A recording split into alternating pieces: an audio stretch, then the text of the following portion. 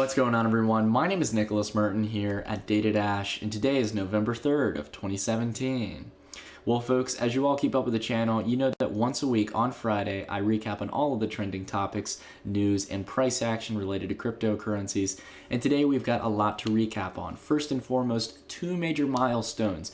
Bitcoin hitting over $7,000 and going all the way up to $7,500, the level we were talking about back in early September after the second funding session of 2017. Along with that, total market cap valuation for cryptocurrencies smashing through $200 billion. Now that we've reached the level, we're starting to see a little bit of resistance and a little bit of tapering off in price action, leading us to a question. During all these flashy headlines, are we moving towards a bear market? More on that later on during the video as we take a look at some prices and the market leaders. Along with that, SegWit2x starting to show a few signs of positivity in its futures, almost a doubling of price ever since its inception in the sense of futures. So we'll have to see whether or not the miner support is there and see if the adoption is there as well. Along with that, we're going to be talking about a cryptocurrency that a lot of people have been asking about and actually has a lot of surprising correlations with one that we've been pretty optimistic on the channel. And along with that, we have a few more optional topics to cover throughout the video. So let's not wait off any longer and let's jump right into it. But first, as you all know, there's always a catch. No, I'm not shilling for something. Today, I just want to talk about our community right off the bat. I feel like I say it a lot on this channel, but I also know I don't say it enough to you all. Thank you. Now, I know this number doesn't seem like a big number right here because that's not the most recent number. We have actually reached over 80,000 subscribers on the DataDash channel. And I gotta say, thank you. You all have been extremely supportive of both myself and this community as a whole over the past few months. And to think that we only started back in really on July 10th was when I launched the channel. It's still crazy to think about. So thank you all. Now I'm not going to cry on camera or anything like that, but I will say, I mean, our community, and this is the reason why I have the map up here, is unlike any other out there right now. We have been able to build a global network on YouTube and also across the world on all the other different services we use, such as Discord, Telegram, etc., even Reddit now. So we're working to expand on the community. I've got a lot of people in the DataDash community who are helping out, but man, we have been doing great. And it's not just, of course, it does look like the US is absolutely dominating here. Sure, 25,000 people are from the US, that's kind of a given, but we have people from all across the world. We've got our based Aussies out here, 5,000 Australians who watch the DataDash channel. We've got Canada, we've got Mexico, Brazil, India, a huge amount of people from India, almost 3,000. We've got people in Russia as well, and we have a lot of people in the United Kingdom, and surprisingly, something that I didn't know about, the Netherlands. 4,000 individuals from the Netherlands are subscribed to the DataDash channel, so, I mean, this is just incredible. And we even had some people in Iceland, Greenland, like, it's so cool to think that, you know, not only have we been able to grow a successful channel, but along with that, build a global community that is helping to build upon one another, to help share knowledge with one another, have laughs with one another, and realize that we're all a part of this revolution. It's not going to be one country. It's not going to be, you know, a race from one to the other. It's going to be a global network, and that's pretty exciting. So, again, long live blockchain, long live DataDash, and hashtag long-term investing. So, let's go ahead and actually jump into the actual topics for the day. So today we have a flashing headline, Bitcoin smashing past $700. Wait a minute. This was November 3rd. But I thought that's today, right? I thought we were talking about 7,000. Oh, wait, no, that was a year ago.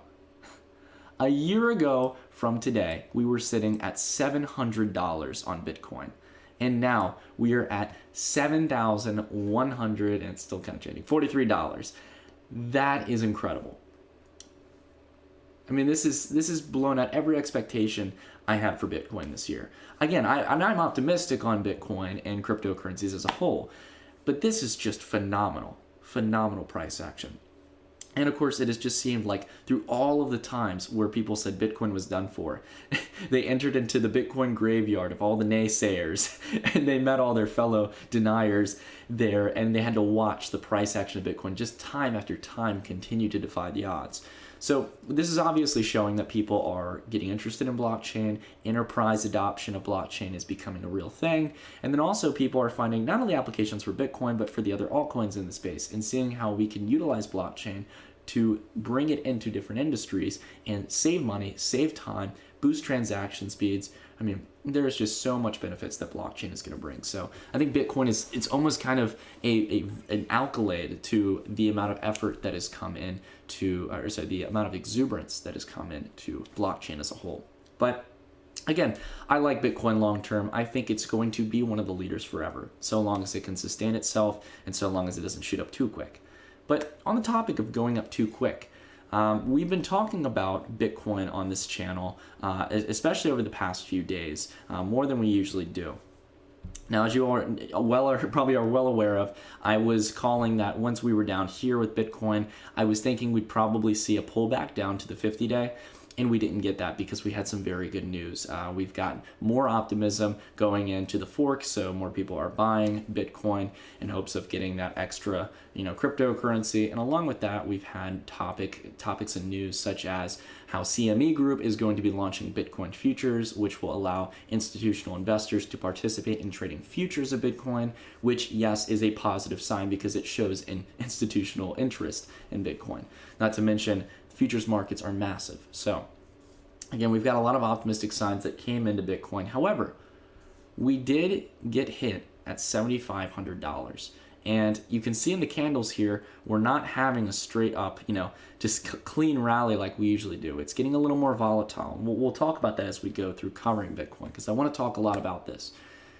Whereas the headlines are flashing Bitcoin 7,000, cryptocurrencies hitting $200 billion in valuation, we have to be wary.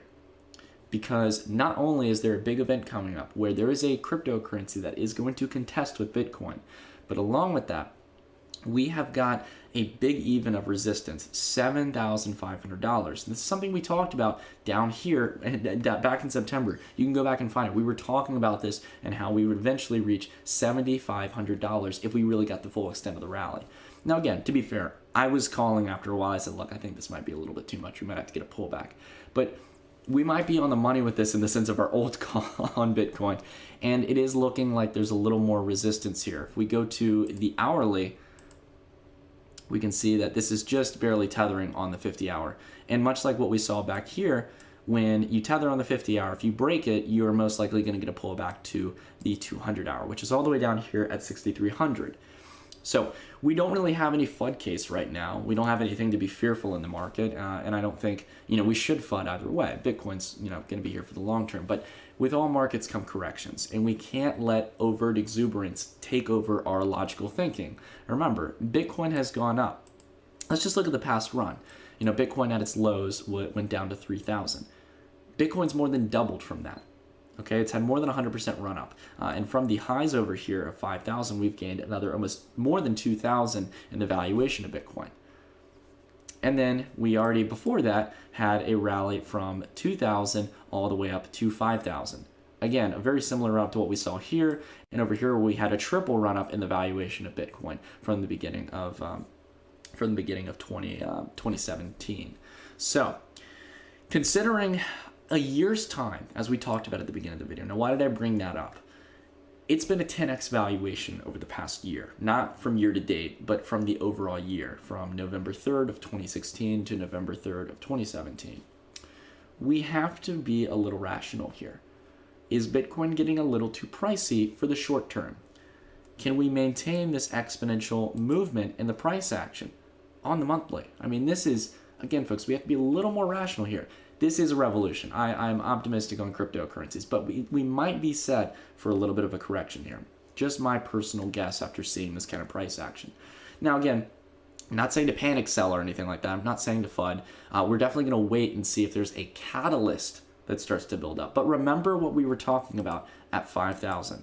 5,000 is a very big even, and if you start seeing the headlines come in, keep an eye out for it, because those headlines usually weigh pretty heavy after a few days of hitting, the news of everything. People start making movements in the crypto market. And we always want to buy low and sell high. So again, just keep in mind that we might be in for a correction. So I wouldn't be looking to add at these levels, but I'm not bearish yet. So We'll have to see though. Speaking of that though, I mean, Bitcoin is really, it's been doing great. It went to $120 billion in valuation after this rally. I think it actually went a little bit above that, if I remember correctly. Yeah, we're almost around 124 billion. So, I mean, this is incredible stuff, guys. People aren't laughing at Bitcoin anymore. This has had an absolutely phenomenal rally. And whether or not this pulls back or not, still phenomenal. So again, headlines are starting to flash, 7,000. The one thing I wanted to talk about last with Bitcoin is the one thing I almost forgot to talk about, is the volatility index. I just figured out about this a few weeks ago. This is on something known as buybitcoinworldwide.com, pretty popular website for Bitcoin in general. But on buybitcoinworld.com, you have this volatility index, which is a 30-day BTC USD volatility index. So in simple terms, it measures volatility, as we've been talking about on the channel, inside Bitcoin. Now, what I've noticed as a general trend is that when you see before the sell-off in cryptocurrencies, or the real leap up in the volatility, what you see is a slowdown around 3% down here, okay? So we see this 3% volatility right before we start to see the kick in of the sell-off. So we saw this over here as well as July was building up into August, and then we also saw it over here as well going into September 15th as well. So again, we've got to keep an eye on the volatility, folks. We've got to be a little bit wary here and see if it can maintain this kind of volatility in the market. Again, around these levels at 3% on the volatility index, we had the same kind of downtrend both times after we reached this level and started to curve upwards. Now, we haven't had any big outbreak because we're still holding pretty much all-time highs. But again, when I talked about the VIX in my previous video, if you all saw my, my daily update when I was talking about the stock market, when you see the VIX low, you don't want to get carried away, especially if it's been extended there for quite some time. And we've been down here for, you know, down at these levels for about 2 weeks now. So just keep in mind, there's a potential here. We want to buy when the volatility is high. When the markets are down, buy low, sell high. Volatility usually goes the opposite of markets. It's an index of fluctuation and price action in any given time period. So again, just keep in mind, we're definitely at low volatility, which is not a good sign to buy. You don't want to buy when volatility is low. You want to buy when it's high. Buy when there's fear. All right, so going on to talk about some of the market leaders, Ethereum. I want to give a real quick recap as well. I want to thank, I can't think of their name right now. Someone DM'd me on Twitter, and they reminded me that they're like, you can look up and actually find the all the different exchanges for each given cryptocurrency. And I was like, yeah, I'm not seeing it on my chart. And I noticed that he had something marked that I didn't. And I'll go ahead and show you what it was. Up here, I didn't have all exchanges selected. I had the New York Stock Exchange. So it was giving me a default one that, you know, that TradingView picked. So that's the reason why we weren't getting the full price action here. But I'm using Bittrex now for most of them, and now I can see the full extent of the price action that I want to see. So this is much better. So going to Ethereum here. Ethereum now down to around 4 million Satoshis. Again, there has just been no optimism in Ethereum. There just really hasn't. It hasn't been able to keep up with Bitcoin. Now the valuation, not doing bad at all, but at the same time, it has not been able to keep up with Bitcoin. Question is though, could this be an ideal trading opportunity? We talked about this on the daily update as I was watching the price of Ethereum. Down here, it's at fresh lows for the past few months. This really could be an opportunity if you're a long-term player on Ethereum. Again, we have to wait and see if there's some news, some new developments in the Ethereum community. I know we had, of course, some of the upcoming forks in Ethereum and the upcoming upgrades in the network. However, I think it's more of a long-term play here. I really wouldn't try to swing trade Ethereum because it just doesn't seem like the cryptocurrency that's built for swing trading right now. Especially, you know, seeing as it's the second largest cryptocurrency, I'm not looking to really swing it that much. There's not enough volatility in the price action. What I am looking for is potentially a long-term addition to my portfolio. If it can start to gain more traction against Bitcoin, especially if fear comes into the market. And if we have a second altcoin run of 2017, if we continue to, you know, remain bullish after the fork in Bitcoin.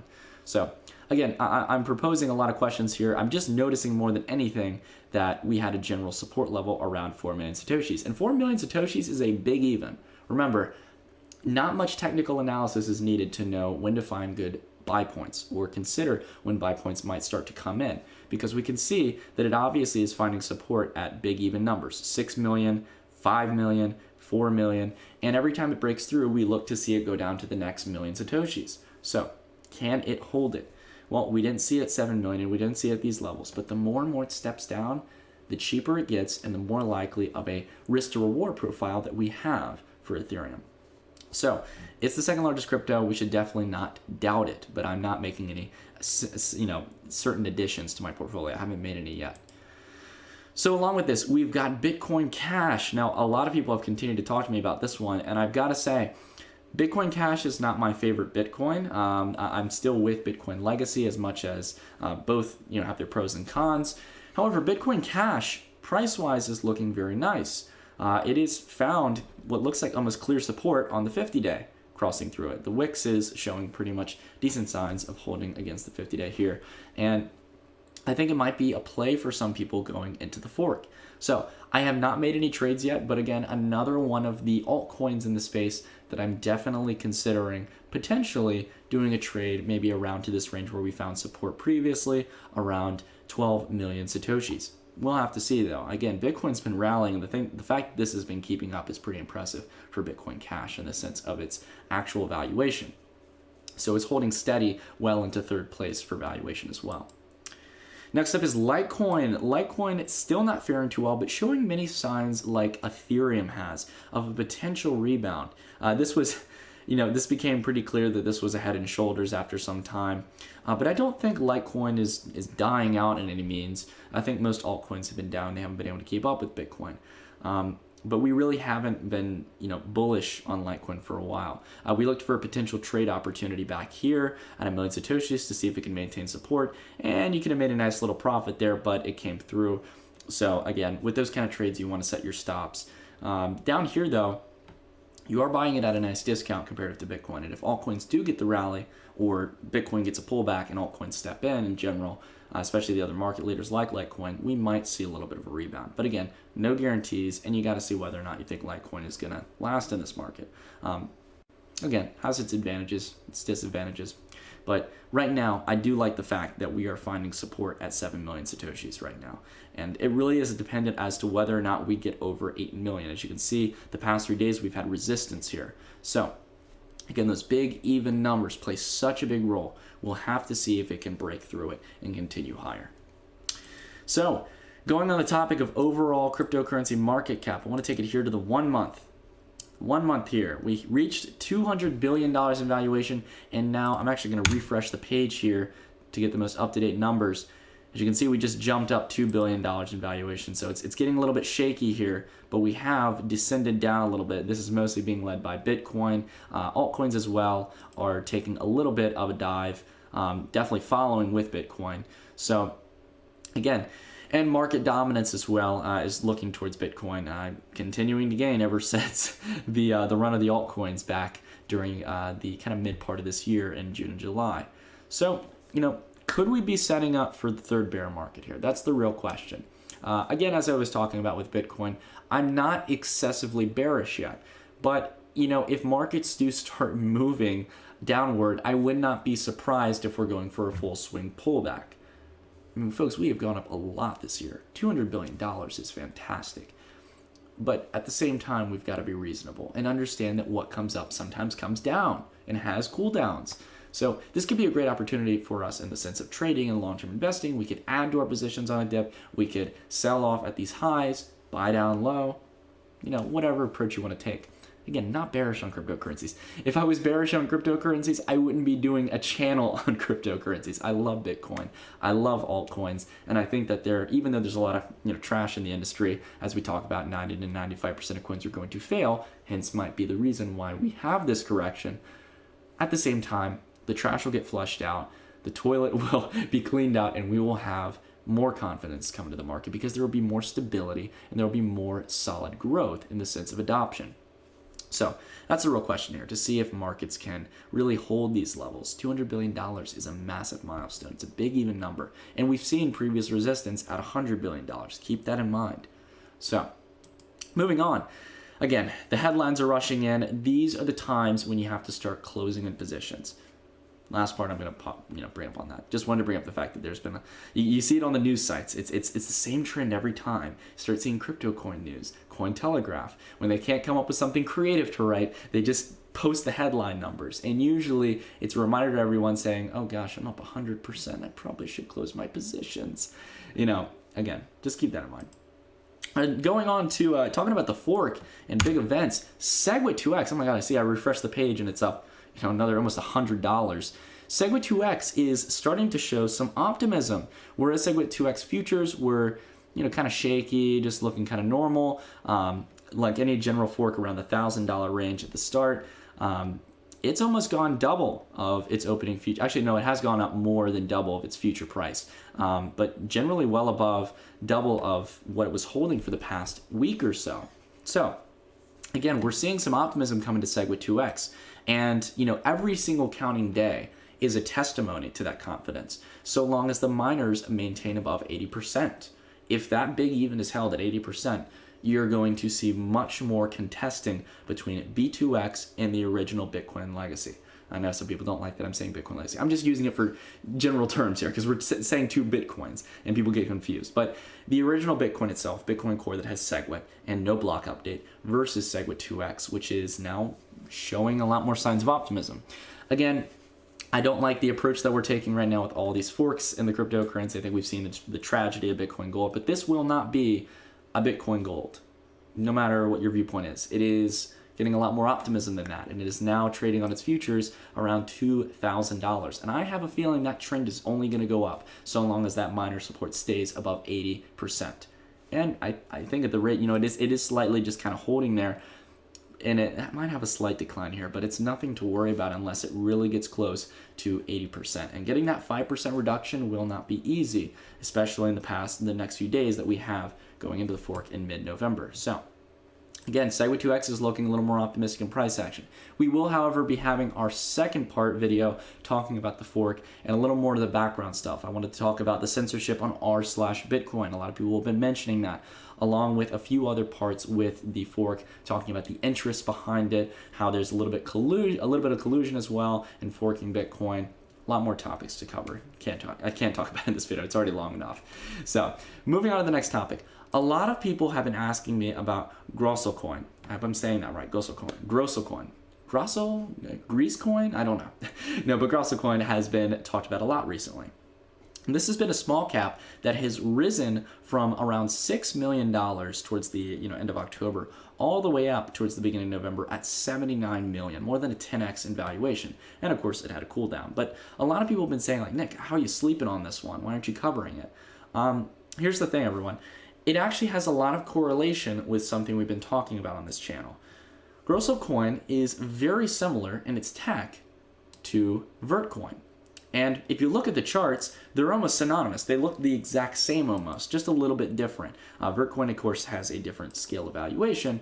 But I want to talk about this because a lot of people were asking me, like, Nick, look what you did to Vertcoin's valuation. You did this, Nick. And I'm like, you think I did this? You think I was able to move something up to $200 million in valuation?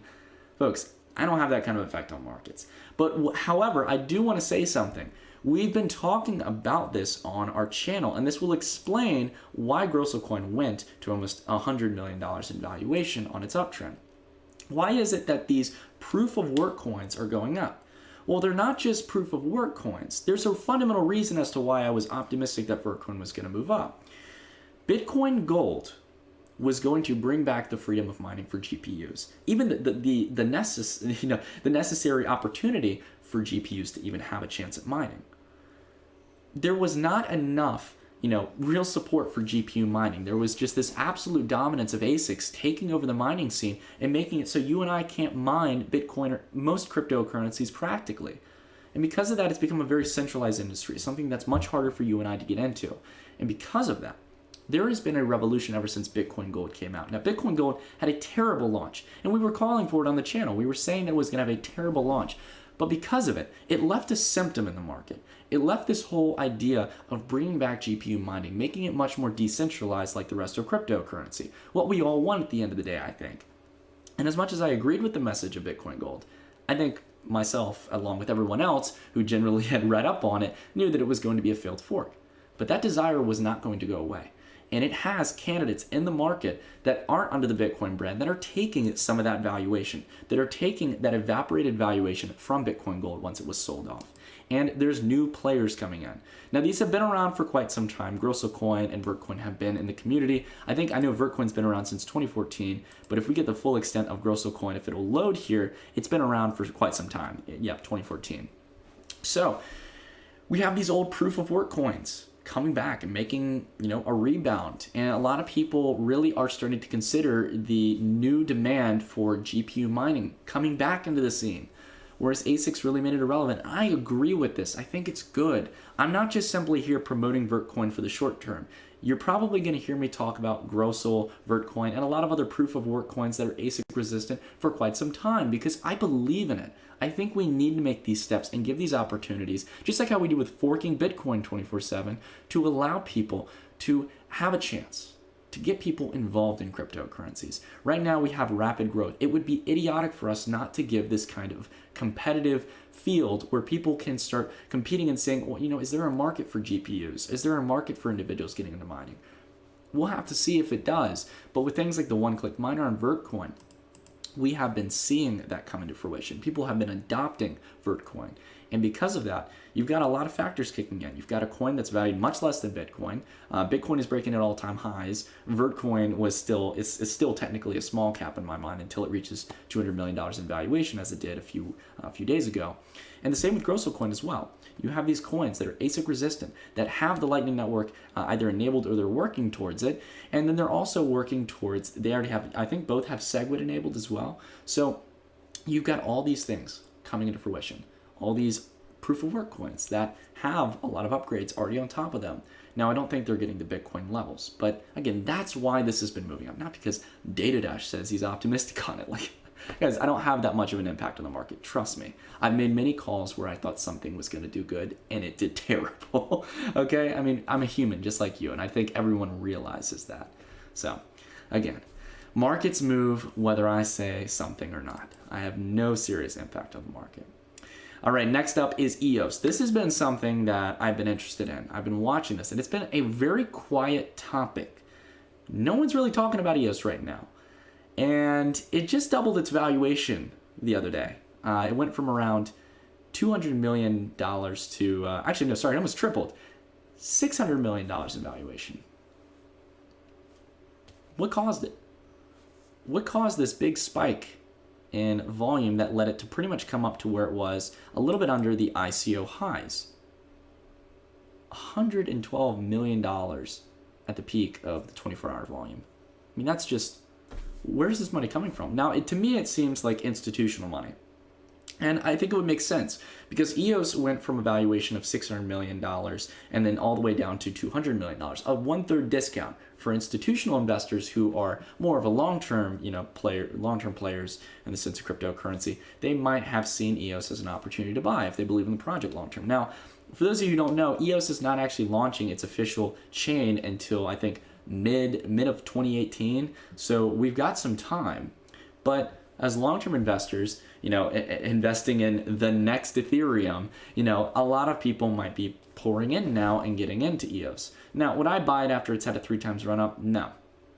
Just like anything, guys, I buy low and I sell high. I mean, that's just obviously how you should either trade or invest in cryptocurrencies. And again, there's no reason why EOS should have run up this quick outside of institutional investors, which might be a good sign. But as we can see, Bitfinex is where the majority of the volume's coming in, and we see Binance as well, playing on that as well. So we'll have to see if we can maintain this, but I'd love to see some news come out from EOS because they're not exactly transparent 24/7 with the community. Now, Dan Larimer, who is the founder of the project, is someone who's been in the space for a while. He created Steem as well as BitShares as well. So Dan Larimer is a pretty big player in the space. A lot of people look up to him, and a lot of people criticize him as well because he's left a lot of past projects. But we'll have to see about EOS. I'm going to keep my eye on it, and I might do a follow-up video if I find some news on it, or I might be able to dig up some stuff on it as to why it had this kind of price action.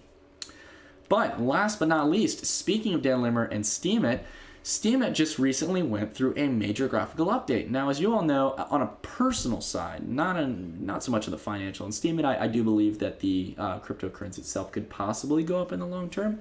It is one of my long-term candidates due to the sense of the adoption of the platform.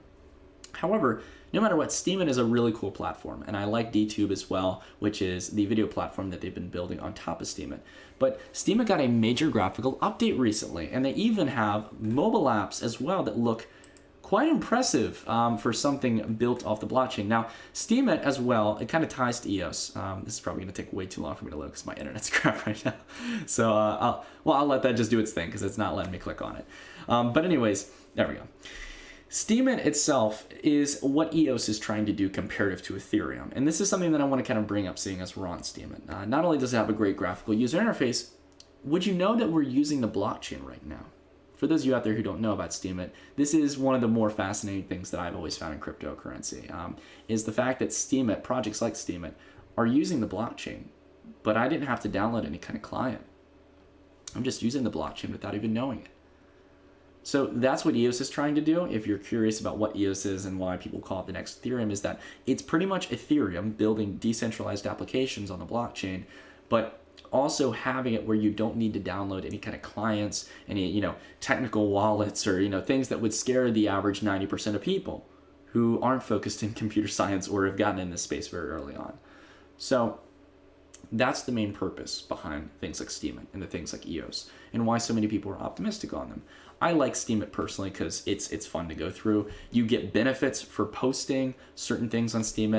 I just don't really use it that much because no one in my fan base seems to want to check me out on Steem and stuff. It's fine. I just not so good. No, just kidding. But no, I mean, Steem itself is an awesome platform. I recommend you check it out, see kind of the topics that people talk about. It's very heavy in crypto because, I mean, it's built on the blockchain, but there's all kinds of different topics you can see here as well. So I recommend checking it out, checking the new UI design. And I am going to try out the mobile app tonight. I'm excited to try it out. Looks very nice in the sense of user design and user experience. So we'll have to see how they do with that and see if that gives any boosted value to the Steem currency.